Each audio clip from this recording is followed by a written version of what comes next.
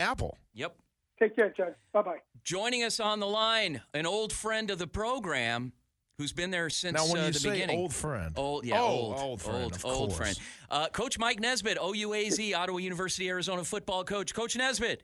Good morning, guys. Good morning. How you guys doing today? Good, sir. How are you? Doing really good. Trying to stay in the house and keep my distance. Yeah. It gives me comfort, Coach, to hear your voice again. Honestly, Yeah. All is right with the world now. We're talking with Coach Nesbitt. That laugh. Yeah. So he, and I asked him, I said, we did that remote last week out at Buffalo Wild Wings. And I asked Coach, we'd love to have you on. And he said, well, I'm practicing social distancing. I said, Coach, that's what you always say to us, even before all this stuff happened. Yeah. How is it any different now? Now, obviously, it's serious now. But you guys have been prepared for it. You guys are ready. You know? I mean, we had you coached up and ready to go. Coached up is right. What is going on with the Spirit football team right now, Coach? How much are you able to interact with those guys and check on them, see what they're doing? Maybe are they doing some kind of their own urban maneuvers right now? And then what are you and Camille up to at the house these days? Well, really, what we did for our kids was we had a basic final team meeting, on Friday of a week ago, just kind of went over some procedures and, coached them up a little bit about, where to go and what not to do and, hopefully put themselves in a safe and sound situation before they went home because we were going to be heading into spring break. And so we were a little concerned as a staff, turning these guys loose and, some of them maybe not being educated or maybe not having a good place to go, So we spent some time with them on that. And then, our guys started spring too. So the next academic semester started for our guys all online.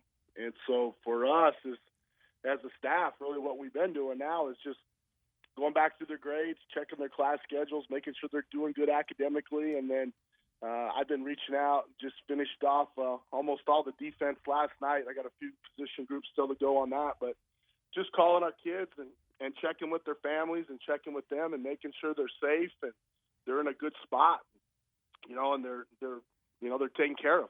A lot of our kids are. It's funny, and it's probably no different than any other coach that listens to your show. The normalcy of practice, meetings, weights, that schedule.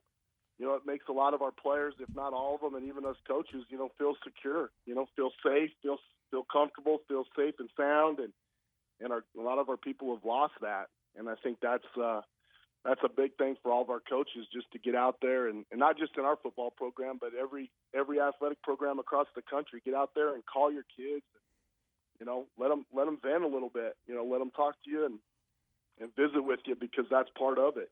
But that's really what we're doing now is checking on them, making sure they're good, and then we'll start next week. Actually, start looking at some summer plans and.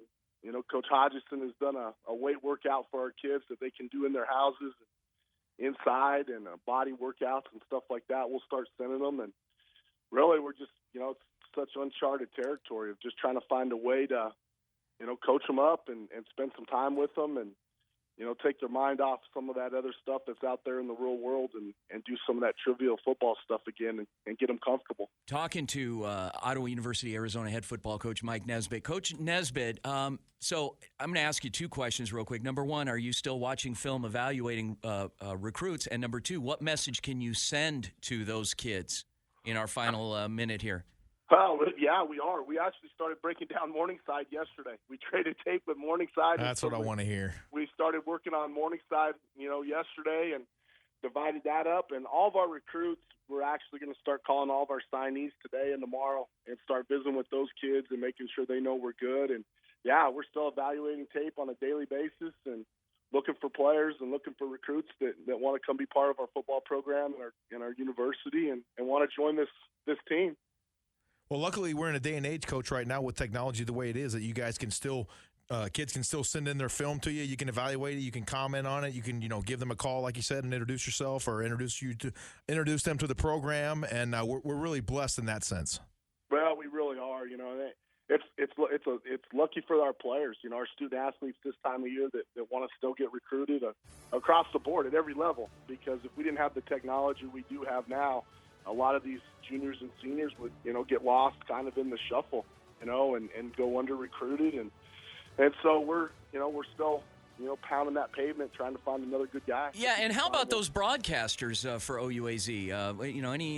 Any love and encouragement you can pass along to those two guys? I mean, everybody's struggling, Coach. Yeah, right now. everybody's struggling, Coach. Here's the thing I can tell you guys: by doing your show and getting coaches on and spending time and spreading the word about our kids and things like that across the board, that keeps everybody happy, keeps everybody a little bit sane, and positive about the future that's out there for us. And I think that's big, that you guys just keep doing your show and keep talking to us coaches and letting all these coaches around the valley just spread the word about their kids. And thanks, Coach. Be good about it.